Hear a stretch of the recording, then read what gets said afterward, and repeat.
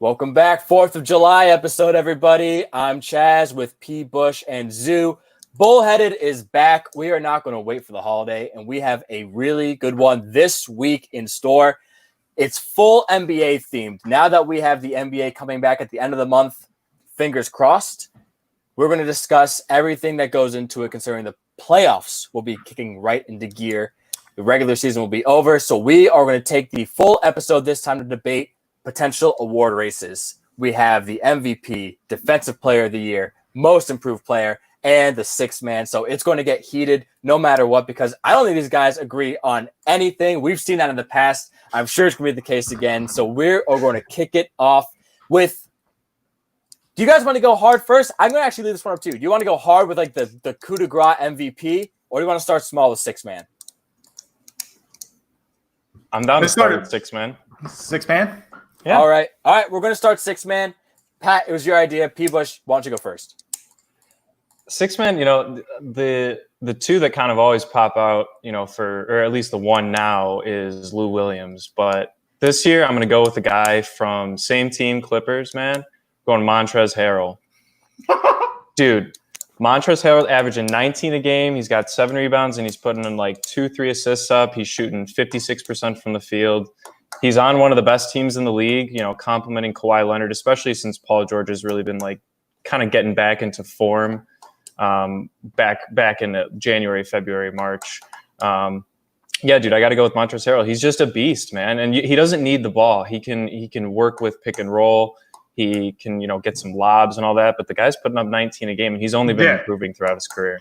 Dude, for a sixth man, you want the ball to be in his hands because he's going to be on the field with a bunch of scrubs, man. He's playing with bench scrubs. So when a bench comes up, you want the ball in one guy's hand, creating shots, getting buckets. And you mentioned his name, Lou Will. There's a reason why Drake made a song about this man. Sixth man, Lou Will. Come on, man. They named a song after this dude, and he's not even on the Raptors. It's not even biased. He named the song Sixth Man. Lou Williams, they should name the Sixth Man Award after Lou Will, because all that dude does getting buckets in the playoffs, in the regular season, he could drop 50. Montrez dropping 50? No. This is interesting. This is the same team. This is Sixth Man on the same team. I want my Sixth Man getting buckets. Hey, dude, Montrezl Harrell's been affecting his team. It doesn't matter if he has to put up 30 a game as a sixth man, dude. It's how much do you help your team? I mean, the second guy, if you look at ratings right now, like in the rankings for, for Sixth Man of the Year, a lot of them you see Dennis Schroeder put in there. Dennis Schroeder, he's averaging 19 a game, but dude, Montrezl Harrell's win share is double. Yeah, he's the second best player. He's the second best player in the Thunder. Lou Will,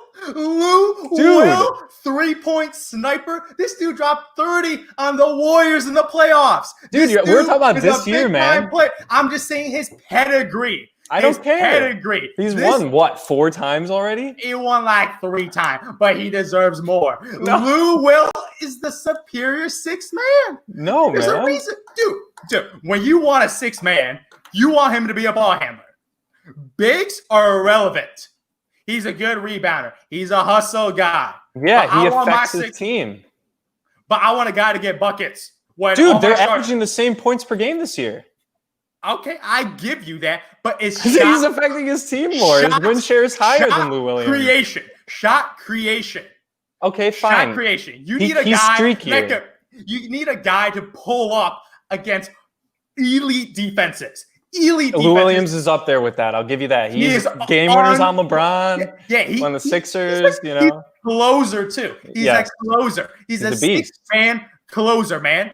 I want my sixth man to get buckets. You know what? If I wanted a person on my team, I'd take Lou Williams. But this year, Montrezl Harrell is leading the rankings, man, for Sixth Man of the Year. Montrezl Harrell, dude, he's up there even for Most Improved too. But for Sixth Man, I'm going with Montrez.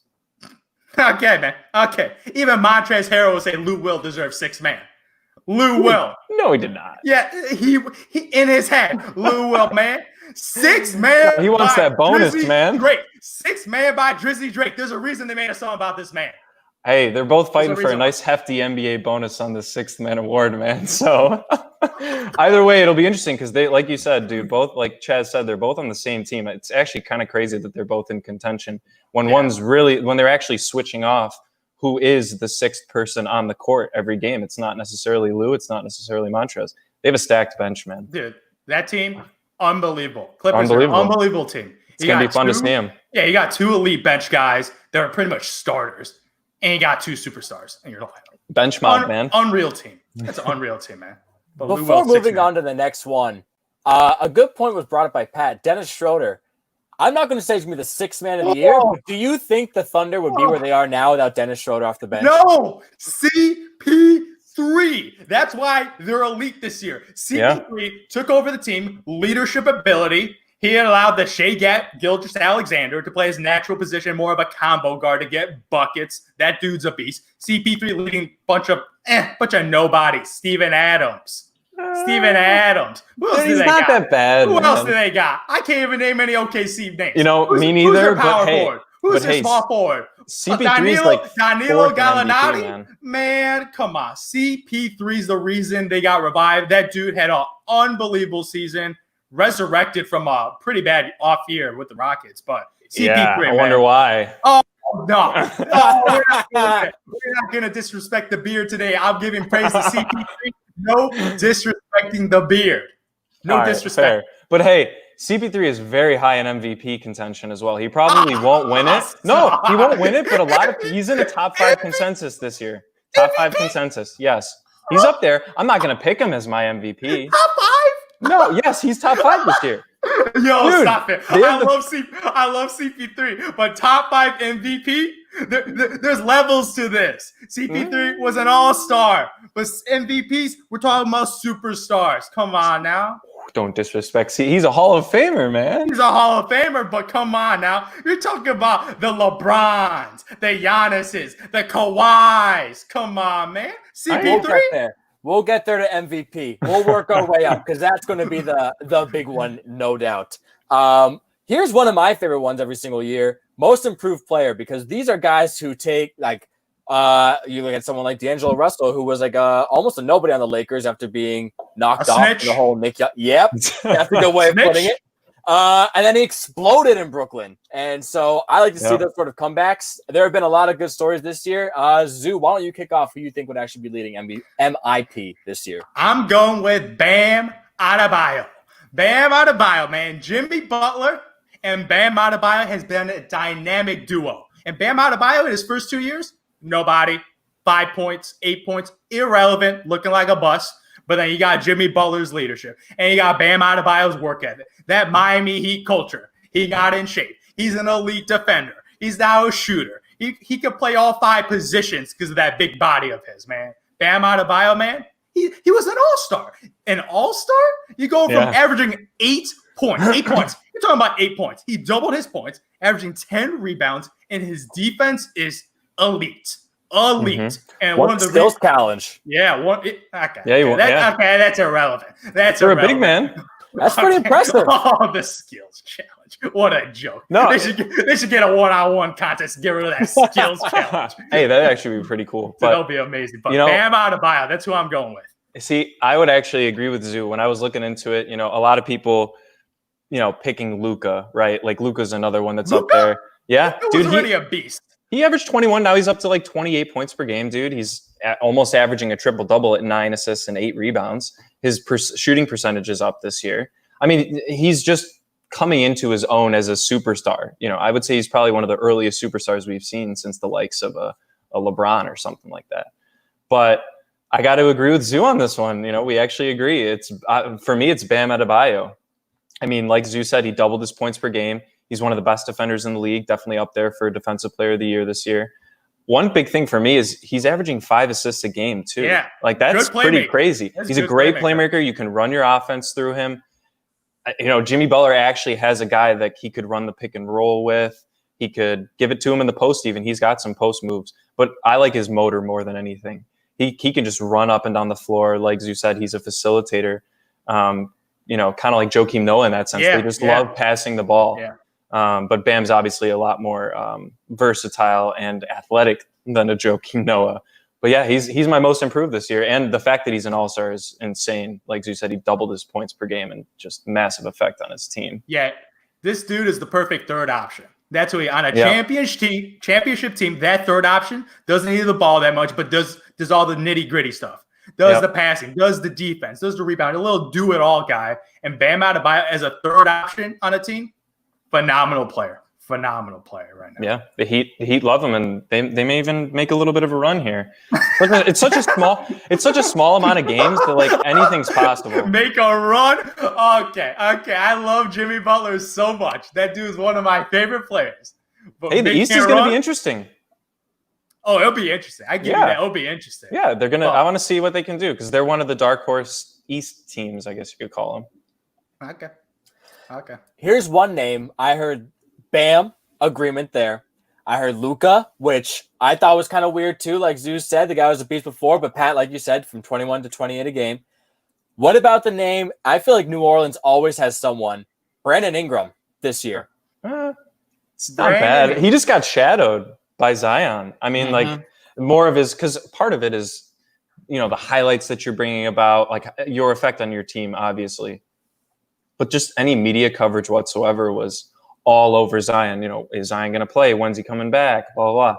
That, he had a stud season. And his points per game. He was an all-star. Yeah. In the West. That's a good in the pick. West, too. Very tough.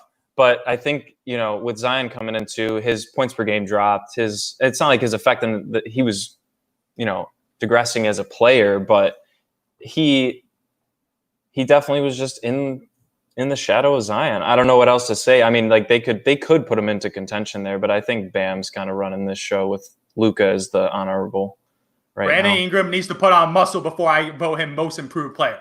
That dude is still so skinny, man. I don't know like what Durant, he's doing. man. Dude, I don't get it. I don't know what they're feeding him. He is probably as skinny as me. His BMI is probably the same as mine right now, man. That dude, I don't know why he can't put on weight. I don't get it. I don't understand. That dude is legit a slender man. Like, God damn, get that guy a steak. Get him some mashed potatoes, man. Come on. Give him Zion's regiment. Dude, seriously, man. God, he needs to eat some food or get in the weight room, do some bench presses, man. He would be a much better player because out there still looks like a twig. No one fears twigs. Him and Lonzo played really well together, too, I will say. And then, obviously, Zion coming in is only going to help the team. But that's a great team. It is a good team. It is a good team. They're young. They're inexperienced. But, the only way to better themselves. Yeah, they need to make the playoffs and lose to LeBron for that learning experience. It's going to be tough. They're back 3.5 games with only 8 games to play. You see that picture of Zion? I don't care about a picture. That man Let's just wait for the game. That man looks shredded, man. Oh, my Lord. That guy must have got a Peloton bike or something because that guy looks in shape. Let's go, Zion. He's laid off the ho-hos, too. By Peloton. Oh, man. You saw that, man. Yeah, he looks good. He did his job and lost weight. Good job. Okay, we got 2 down. It's going to get meatier here. This is one of the bigger ones in the award race. It's Defensive Player of the Year.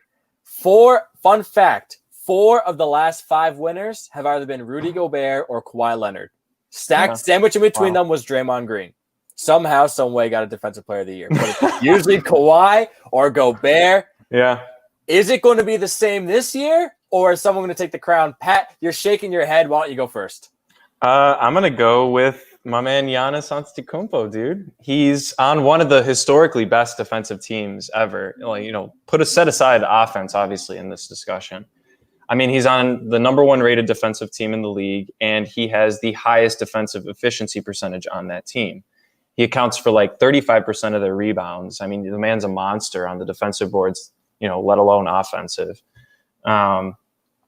Dude, he just dominates the game. He's averaging a steal and 1 block a game. He's so lanky. He can guard anybody. Like, that's the thing is he's one of the most versatile defenders just because of his, his reach and his quickness too.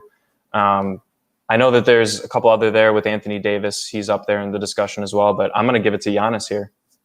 I like Giannis. That's a great pick.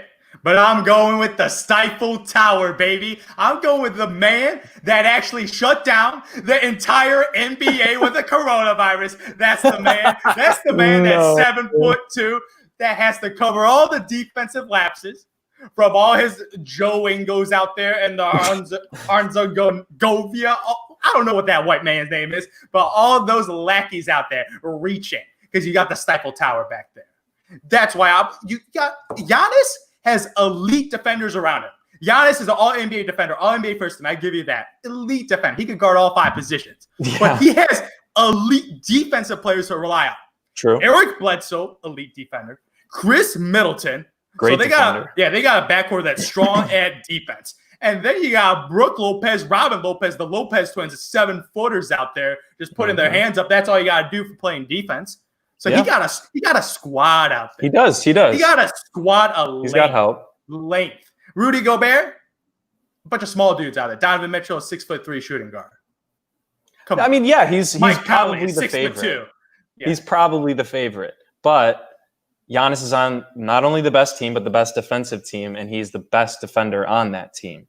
Okay? He accounts, like I said, he's the most efficient. He accounts for the most defensive touches, if we want to call it that, facing different defenders. I don't know. I just think it's him. He's Rudy Gobert, yeah, he gets more blocks a game and you can quantify it. But Giannis is just so much more of an effect on his team. You know, once he gets a steal, he can run it out on fast break. It's insane how, you know, they're the number 1 in points per game in offense too because of how good they are on defense. So I got to give it to the best defensive player on the best defensive team. Rudy Gobert off the Jazz. Who's their backup center playing defense? Zero clue. Exactly. That's my point. Defensive player of the year. So when you take that guy off the Jazz, who's their anchor? That anchor gone, that boat sinking. That boat sinking without Rudy Gobert. Rudy Gobert, limited on offense, unbelievable defensive player. His only job is to play defense. Like, if he doesn't show up offensively. And dunk the ball. Yeah, exactly. Exactly. His one job is to play defense. Giannis, that man does it all. Yeah, don't say take Giannis off the Bucks, though, because I don't think they'd be as great. Let's be honest. Take Giannis off the Bucks, man. Defensive or offensively, man. I think defensively, they're still great. Yeah, no, they're a great team. But, dude, like you said, if Eric Bledsoe's having a bad night, put Giannis on him. Yeah, if Brooke Lopez is having a bad night, put Giannis on him. He can cover all 5 positions easily. Rudy Gobert can't guard a point. He can't guard Eric Bledsoe. Are you kidding? Eric Bledsoe would blow by him. Needs to guard Eric Bledsoe. Eric Bledsoe sucks, especially in the playoffs, man. He just sucks. Remember when Terry Rozier, Scary Terry, dropped like 30 points on Eric Bledsoe? Just unleashed. Unleashed. He had Eric Bledsoe godly playoffs, man. Oh, Terry Rozier. That's like arguing. That's like arguing. Why did they look like Steph Curry dropping 3 balls out there? I'm like, what is Eric Bledsoe doing? Dude, that's like saying what did the Heat do to stop Danny Green in the playoffs, man? Danny Green beat the Heat in the finals. You can't make that comparison. Danny Green just had a great series. But you always say better offense beats better defense. You always say that. That's your motto. Bledsoe sucked on offense and defense. Whatever. And not just both sides of the field. He was shooting air balls and getting turned up on. That's what happened. So you're saying Eric Bledsoe is really not that great of a defender? I'm just saying Giannis is pretty good. Eric Bledsoe is just not that good of a player offensively. And defensively, whatever. Man, he just got torched by Scary Terry, man. That dude's irrelevant to what team is he on? Charlotte? I think on Charlotte. I think they traded him. Oh my Lord, Charlotte! What a garbage franchise. Terry Rozier, come on. Yeah, rip Michael Jordan. Not as successful in the front office. Man, he's so terrible, man. Just terrible. Come on, come on, Mike. Oh my Lord. Yeah. What are you gonna do? Just a note on DPOY. There was no mention of Anthony Davis, who is tied with Gobert, 50% to 50% in first place votes.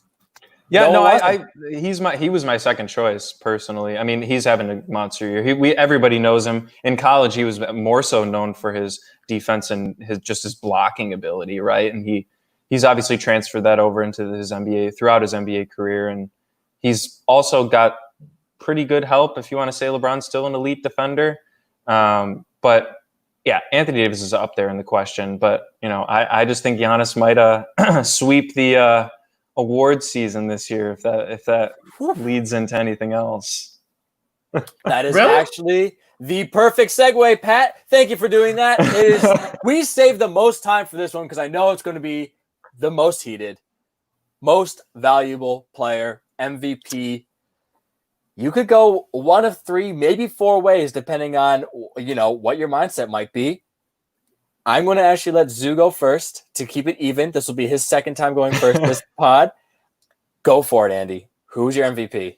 I'm going with LeBron James. Oh my I know God. you want to give it to Giannis. I know Giannis scored more points. His team had more wins. But do you know why LeBron's MVP most valuable to the Los Angeles Lakers? 2 letters. AD. That man got Anthony Davis to the Los Angeles Lakers. Anthony Davis. He got an MVP caliber player and dumped a bunch of young bloods. Little Lonzo Ball, little Josh Hart, and you got Anthony Davis. 27-10. Clutch Sports, aka LeBron's Clutch Sports Agency. LeBron James maneuvered Anthony Davis from the Pelicans, just swooped him and got him on the Lakers, and legit turned him from a non-playoff team or borderline playoff team to the number 1 team in the West. That's what LeBron James did. That's what that dude's doing outside of basketball court. And on the court, 25, 8, and 10. Come on, man. 10 assists. He's like, man, I got to play point guard now because I got no point guards to play with. So now that dude's dominating the ball even more. Even more. When you play point guard, that means you have more impact on the game because the ball is in your hands, right? You got Danny Green. That guy ain't dribbling. You got Avery Bradley. That guy ain't dribbling. It's a little LeBron pick and roll with Anthony Davis, kick out to the shooters, throwing lobs to JaVale McGee and Dwight Howard. Those guys ain't dribbling. LeBron James is the ball handler of the team. The only ball handler. Like Rajon Rondo, get out of here. I'm waiting for playoff Rondo to show up. Man, who else? Who other point guards they got? I don't know. I don't think they don't have any. That's a major hole on the team is when LeBron James sits. Who is the primary ball handler on the team? Who? It's LeBron. Everybody knows Bradley? that. No, he's gone. J.R. Smith, though? Man, get out of here. They got no ball handlers, man. They got no ball handlers. And LeBron is J.R. the ball Smith's going to be stoned in the finals again, probably. My right? Lord, man, they just signed one of the dumbest NBA players of all time. Everyone remembers the face of LeBron just looking at him, man. That's the last photo we ever saw between the two. Cost him a finals game. And cost him his job. That's what happened, man. All right, first of all, to your first point of Anthony Davis, it's not that hard to convince people with a lot of money to come to Los Angeles. Stop. Okay, let's just be honest. All right, It's not that hard of a draw. Who did Kobe get? When Shaq. they had free agency money? No. I'm talking about prime Kobe in the Shaq. 2010. No, Shaq got traded for. Jerry West got him. Kobe didn't get him. When Kobe was elite, he won 2 titles post Shaq. They had free agency money. And they recruited. No. That was a trade by the mastermind called you're right. Jerry West. Kwame Brown. They traded Kwame Brown for Pau Gasol. Jerry West. Who did Kobe get? He was in LA. Great weather, great city, still a great franchise. Kobe, okay, all-time great, just like LeBron. Who did he get? Nobody. Dude. Nobody. He was not a great recruiter. That wasn't Kobe. Yeah, but he still had an MVP, man. You don't need to be, I'm such a good salesperson. That's going to get me the NBA MVP. That's not how you win MVP. In this NBA, I want my superstar to be an HR master. I want him to be recruiting on LinkedIn. I don't care. I want to get guys on my team. Recruiting master, man. I want my guy to talk to players. Olympics, talk to them on the bus. I want him to do all that. Then why did Derrick Rose win MVP in 2011? He didn't recruit anybody. Exceptions, baby. Oh, okay. All right. Exceptions. Exception. Gotcha. Okay. Yeah, that's fair. Dude, Giannis, man, he's averaging 30, 14, and 6. Unreal. On 56% shooting. On the best team in the league, and we both have had this discussion. Usually the NBA MVP goes to the best regular season team. It's a regular season award. Giannis was leading, man. Everybody knew that. He's going to sweep the MVP, Defensive Player of the Year rewards, man. He's the best. He's got the number. They're averaging 118 points per game. That man's putting up 30 a game. He gets 35% of the rebounds when you were just talking about the Lopez brothers. Those are 2 huge guys, right? And he's getting 35, 40% of those rebounds night in and night out. Mr. Consistency. He has better stats than LeBron, man. Besides assists, Giannis is still averaging 6 assists a game. Playmaking assists, dude. That's Clearly it's not value. adding that much more wins. It's not adding that many more wins for LeBron. They're number one in the West. Okay, that's your job to get the number one seed in your conference. He got it. Doesn't matter. This is an award. This is a regular season award, and it almost always goes to the best team in the league. And who's the best team in the league? Milwaukee. Nah, he's led them. He's led them, like you said. All right, Chris Middleton is the definition of an average second option. Okay, 54-90. Have you seen his stats this year? Yes, he's beast. Yes, unbelievable. He's great. And you know who's making him better? Oh, Giannis. Giannis is making him better, dude. He's taking away, dude. He attracts so much attention that he can make plays for his other players. Dude, he is still a limited passer. He is still not a great ball handler. When he dribbles, man, it's still a little he does have a little too many turnovers. You know what I'm saying? He ain't got that Ben Simmons dribbling skills. So that's what I was saying. Those are stuff that he can still improve in. Well, I got a finished product and LeBron James, who I'm giving the MVP trophy to. Hey, ESPN just rides LeBron, dude. That's all they're going to talk about, but it's going to be honest. That's 100% true. That's 100% true. ESPN loves LeBron James. Loves him. But, okay. Hey, we got to throw Kawhi's name in there, too. Nah, stop it. I think so. He's out. Load management, he's out. Not enough games. Not enough games. Question. Load management. This is an important question. Is MVP the player who's most valuable to their team? Yep. Or the best regular season player? Nah. Most valuable to your team this season. LeBron James. From the summer to the spring, that guy's been working. So do you think the Bucks would actually do well without Giannis? No, of course not. I think the Lakers, at least the Lakers have, like you said, another MVP candidate in Anthony Davis on their team. He ain't my MVP candidate. He was your defensive player of the year. He ain't my MVP candidate. I'm saying he's another MVP type player in your own words. He's an MVP caliber player. Yes, caliber player. Yes, thank you. Yeah. He has that on his team, man. That's a unreal. That's a first option on any good NBA team. Okay, and they have that along with LeBron. You take LeBron off that team, they're still going to do well. They're going to make the playoffs. You know what they are? They're worse than the Pelicans. They're worse than the Pelicans. Yes, they are. Yes, they are. Yes, they are. Anthony Davis is not a leader. He has superstar talent, superstar skills, zero leadership ability, zero empowerment of people around him. He doesn't make teammates better. He's an Anthony Davis. It's a me guy. He gets his 25 points. He gets his 12 rebounds. He gets his 2 blocks. His teams are usually mediocre because he's a big man. Big man, it's hard to have impact when you're a big dude in the post. It's just hard to do. We play basketball. Yeah, and then different rules back then too. Different rules. Now it's all wings. It's all guards. High impact. If you take Giannis off the Bucks, though, I mean, who's going to carry that team? Chris Middleton's a first option? No one. Not one. Irrelevant. They're both irrelevant without their superstars. They're both irrelevant. But the Lakers have more talent than the Bucks do, minus the 2 MVP candidates we're discussing.